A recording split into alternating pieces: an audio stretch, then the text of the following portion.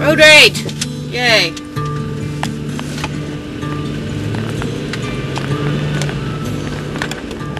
So last Saturday was the Kite for Girls event at Crandon Park in Miami.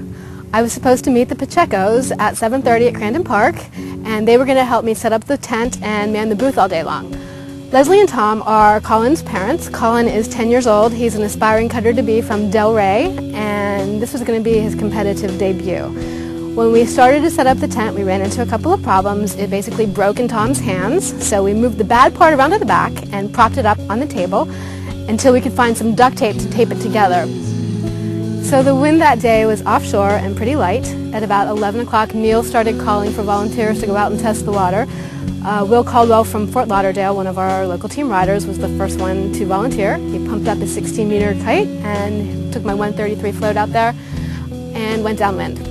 Next up was Colin, who usually if he's not kiting, no one's kiting. Took out his 9-meter kite, immediately dropped it, so we just knew that there was no hope. But because it's a Kite for Girls event, girls need to be trying, so I thought that I had to try too. Pumped up my 16-meter boolaroo, took that out into the water, got out to the big banana buoys, and the wind just died. So I looped my kite back into the beach, ended up way downwind, pissing off a couple of lifeguards, and then ended up walking back upwind. So basically we went in, went downwind, and looked like a bunch of people that could only kite downwind, so it wasn't that great.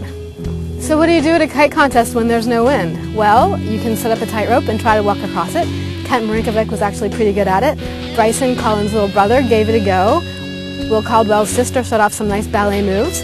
Will Caldwell and his sister also went paddling around on some big surfboard thing. Leslie and I untangled Colin's lines. Steve and I messed around with the cameras, videotaping each other, and I gotta say the highlight was when some guy pumped up his 25-meter slingshot kite, put it on 50-meter lines, and tried to go out on his surfboard. Just to watch that big beast of a kite drop out of the sky and fall onto all the people was pretty entertaining. It was actually fascinating to watch. So the wind never really came up and we couldn't have a competition, but at the end of the day the organizers decided to have a bikini contest for the girls and a Harriet's Test contest for the guys and give away all of our prize money.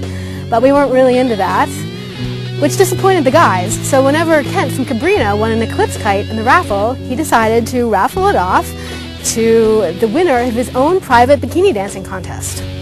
I voted for the little girl in the blue bikini who I thought by far gave the least embarrassing performance of the day.